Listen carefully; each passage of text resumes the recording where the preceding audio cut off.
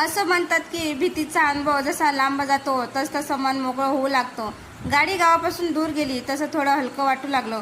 साधारण तासभराने आम्ही खेडला माझ्या मित्राच्या घरी पोहोचलो होतो.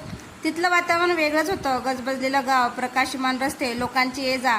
तिथे आल्यानंतर पहिल्यांदा वाटलं की आपण सुरक्षित आहोत. पण माझ्यासाठी ती रात्र सोपी नव्हती. डोळे मिटले की त्या गडद अंधारात उभी असलेली मानव सदृश्य आकृती दिसत होती. कानात पुन्हा पुन्हा तोच आवाज घुमत होता. ट्रिप संपवून आम्ही सगळे 2 दिवसांनी परत आलो. आम्ही परत आल्यावर प्रियंकाशी बोललो. तिच्या गावी राहणाऱ्या एका वयोवृद्ध माणसाला तिने ही गोष्ट सहज सांगितली. त्याचा चेहरा गंभीर झाला. त्याने सांगितलं, तुम्ही जिथे थांबलेलात ना ती जागा चांगली नाही. जंगलाच्या कडेला तुम्हाला जर हळदी कुंकाचे चिन्ह दिसले असले तर ते आत्म्याला शांत करण्यासाठी करतात, पण कधी कधी उलट परिणाम होतो.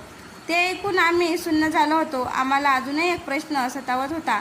राजेश्वरी खिडकीत उभी राहून स्तब्ध का झाली होती? तिला असं काय झालं होतं? घरी आल्यावर 2-3 दिवसांनी आम्ही तिला भेटलो.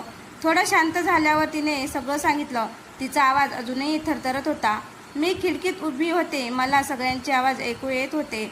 तुम्ही मला हाका मारत होता. मला कळत होतं, पण माझं शरीर हालतच नव्हतं.